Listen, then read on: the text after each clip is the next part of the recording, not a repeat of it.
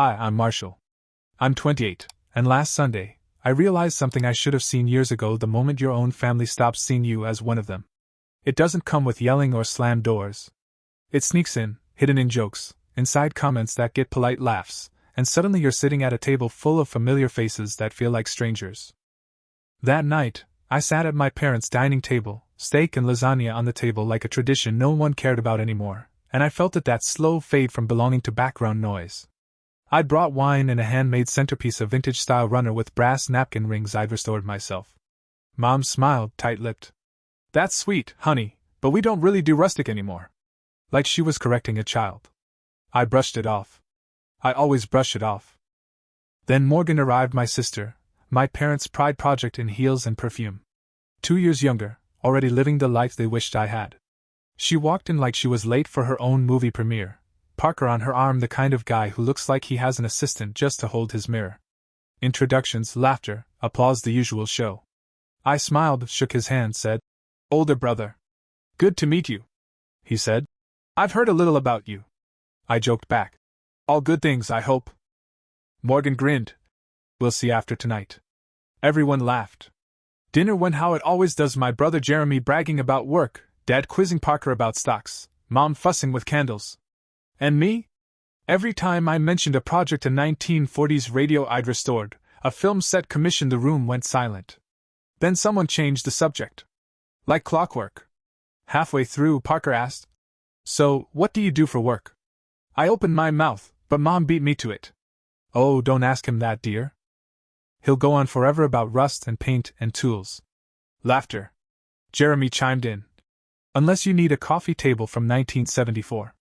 Then Morgan, sipping wine, added, "Maybe lie this time so you don't sound so pathetic." The room laughed again, small, polite, almost guilty laughs. I sat there smiling. Not because it was funny, but because that's what you do when you realize you're the joke. I swallowed the burn in my throat and smiled harder. And that was the moment. That was when something inside me, something quiet and patient, finally stood up. I didn't know it yet, but that dinner wasn't just a humiliation. It was the start of something else. The night I stopped taking punches and started planning. I didn't sleep much that night. I left before dessert, told them I had an early client meeting, a lie, of course, and drove around the city with the windows down and no music on. Just silence and headlights and the sentence echoing in my head, "Maybe lie this time so you don't sound so pathetic." I've been called a lot of things by my family: quiet, weird, dreamer, disappointment. But that night was different. That one sentence didn't just sting. It stuck. Because it wasn't said in anger. It was casual, effortless. Like she'd said it 1,000 times in her head before finally letting it out. And everyone laughed, because that's what my family does, they laugh when it's about me. I thought about all the small slights I'd brushed off over the years. The forgotten invitations. The gas station gift cards for my birthdays. The way they always changed the subject when I tried to talk about my work. I used to think it was unintentional. But driving through those empty streets, I realized it wasn't. It was habit. A pattern. One I'd quietly trained them into by never pushing back. By the time I got home, I'd stopped replaying the moment and started dissecting it. Not in a bitter way, more like an autopsy. What happens when people who are supposed to love you forget what respect looks like? They don't notice when they've killed something between you. The next morning, I brewed coffee, stood in my garage workshop, and stared at the half-sanded cabinet on my bench. Normally, the smell of varnish and wood oil calms me. That day it didn't. I felt restless. Angry, sure, but also awake. That dinner stripped something out of me, the last little thread of wanting their approval. And what it left behind was quiet clarity. Over the next few weeks, I threw myself into work. 2 new clients, one restoring a 1960s jukebox, another wanting a mid-century hotel lobby refurnished. The kind of jobs that would have made me beam before. But this time, I didn't tell anyone. I didn't text Mom updates, didn't share photos with Morgan, didn't even think about what they'd say. Then one afternoon, my phone buzzed with a family text. "Mom, dinner next Sunday. Everyone's coming. Parker's proposing. No. Hope you can make it." Just an announcement. I stared at the message, and for a moment, I almost laughed. Of course, Morgan would make her engagement a family event. She'd probably hired a photographer. It was exactly the kind of picture-perfect moment my parents lived for: the golden daughter, the flawless fiancé, the proud family. And somewhere in the background, I'd be there too. The extra. The coat holder. The brother they forget to mention. I nearly didn't go. But something in me, maybe curiosity, maybe defiance, whispered, go. Watch it. See them clearly, one last time. So I did. And that decision would change everything. The following Sunday, I dressed like someone who'd finally stopped apologizing for existing. Black button-down, pressed slacks, clean shoes, the new watch I'd bought months ago and never worn. I wasn't going there to impress them. I was going to keep my eyes open. I got to my parents' house 10 minutes early. Jeremy was already there, bragging about work. His wife barely looked up from her phone. The kids were watching cartoons at full volume. My dad was outside by the grill, and Mom was darting around the kitchen like she was directing a Broadway show. Same old scene. Then Morgan arrived. Of course, she made an entrance, a deep green dress, hair perfect, Parker trailing behind her looking like a cologne commercial. She had that glow of someone who knows she's about to make the evening about herself. Dinner started, small talk filling the gaps where warmth should have been. Dad talked about stocks, Jeremy talked about his boss, Mom about her flower arrangements. Parker was charming, the kind of charming that doesn't need substance because everyone wants to like you already. And then it happened. Morgan stood up, glass in hand, tapping the rim with a spoon. Okay, everyone, she said, glowing with performative modesty. Parker has something he wants to say. Gasps. Mom was already tearing up like she'd rehearsed it. Parker stood, did the whole speech, love, fate, how he knew since their first date. Got down on one knee. Morgan squealed, said yes. Applause, cheers, champagne. Picture perfect. I clapped once quietly. Congrats, I said, smiling just enough to blend in. Then Parker turned to me. Hey man. I know we haven't talked much, but I hope I'll get to know you better. Morgan says you're really creative, do cool stuff with furniture. For a second, I didn't breathe. Morgan looked uncomfortable. She hadn't expected that. Parker was trying to be nice. Yeah, I said, nodding. Something like that. He smiled. She told me you made a piece for a museum once. That's impressive. And right there I saw it. The twitch in Morgan's smile, the tension behind Mom's eyes. They couldn't stand the spotlight shifting for even a second. Oh, he's exaggerating. Morgan cut in. It was just some small exhibit thing. Nothing major. Mom chimed in too. Yes, let's not confuse a display with a permanent feature. Laughter. Gentle, dismissive, polished. Something in me cracked. Not a break. A snap. I set down my fork and looked around the table. Actually, I said quietly, it was for a private collection curated by a museum director.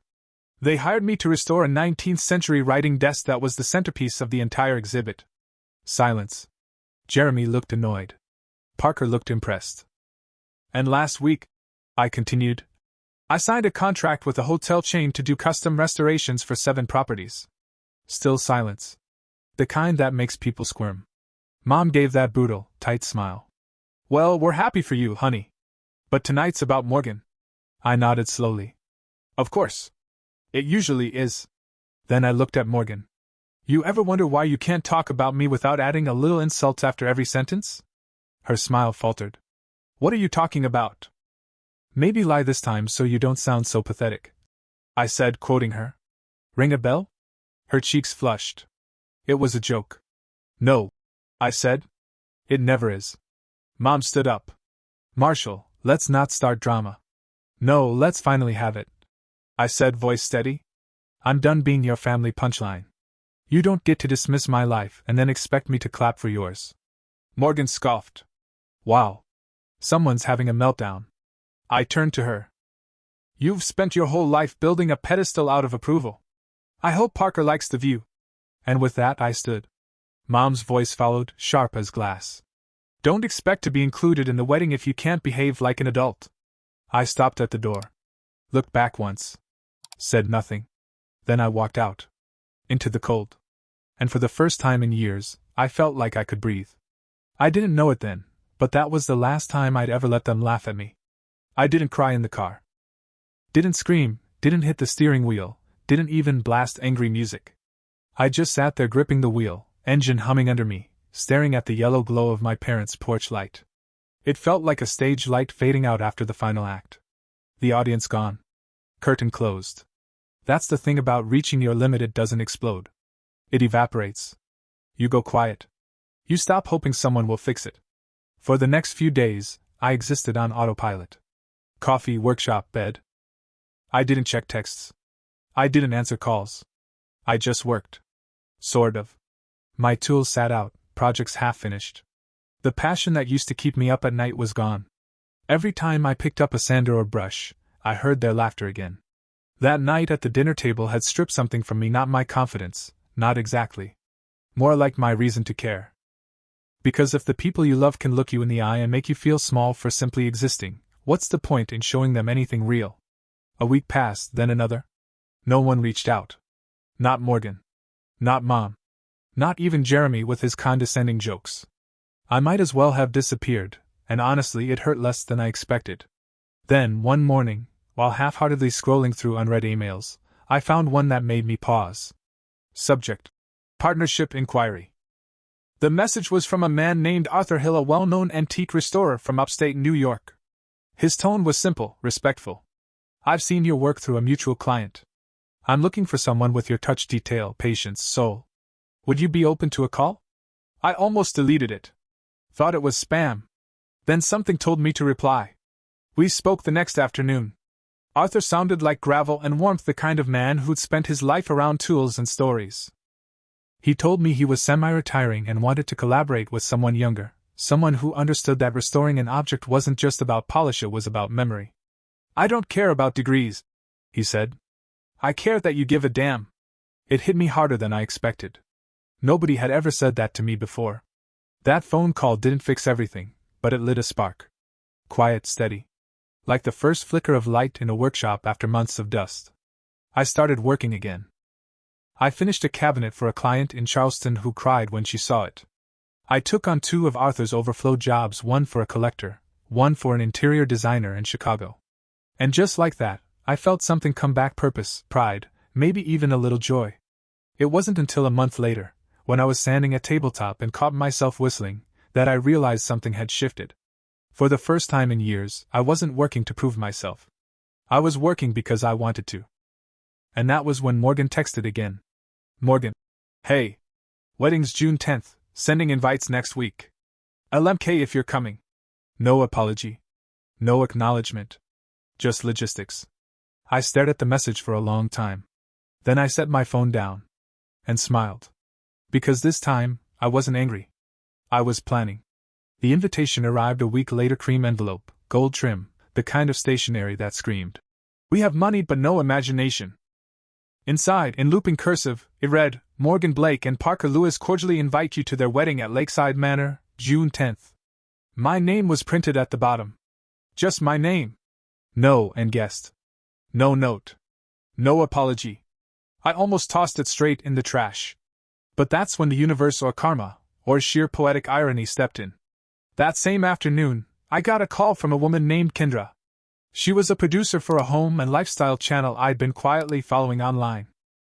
Apparently, someone had sent them my Instagram page. They were launching a new series about small batch artisans and restoration experts. "We love your work," she said. "It's personal, grounded, has a story. Would you be open to being featured?" I tried to sound professional, but my voice cracked halfway through saying, "Yes." We set up a video call. She asked about my process, my philosophy, my background. I told her about growing up fixing things no one thought were worth saving. About how restoration isn't just about making something pretty again, it's about giving forgotten things another shot. She smiled. "You know, we're also filming a wedding special this summer, big event, luxury venue. They want authentic handcrafted furniture and decor. Maybe we could feature your work there too." I asked which venue. "Lakeside Manor," she said. I swear, I almost laughed out loud. Morgan's wedding. That was when the idea formed, not out of spite, but symmetry. A slow, deliberate kind of justice. The kind that doesn't need shouting. Kendra told me the wedding's theme was vintage romantic with modern flair. They needed 2 centerpiece console tables, custom podiums for the ceremony, and a refurbished love seat for the photo area. I said yes before she could finish the sentence. That night, I sat in my workshop, blueprint sketches spread across the table. The lamp buzzed softly above me as I designed every curve, every grain pattern, every brass inlay like it mattered more than air. Because it did. This wasn't just furniture. It was my answer. Over the next month, I worked like I'd been possessed. The tables were carved from reclaimed oak, floral details hand-sculpted into the legs. The podiums were walnut, minimalist but proud. And the love seat, oh, the love seat. A 1930s French piece I'd found at an estate sale, broken and ignored. I rebuilt it from the frame up, upholstered in deep green velvet with brass accents that gleamed like quiet defiance. When it was done, I stood back, covered in sawdust and sweat, and whispered, "Let them laugh at that." Kendra called again a week later. "Marshall, your pieces are stunning. We'd love to film a short interview with you on location, just 2 minutes about your process. Can we do that the day before setup?" I hesitated only for a second. Absolutely. The irony was too perfect to ignore. Morgan wanted a picture-perfect day. She was going to get one. She just didn't know whose work would be at the center of it. The day before the wedding, I pulled up to Lakeside Manor in my van, packed to the roof, every table, podium, an inch of that green velvet love seat wrapped in fabric, foam, and care. The place looked like something straight off a movie set, rolling lawns, trimmed hedges, stone archways reflecting the lake's shimmer.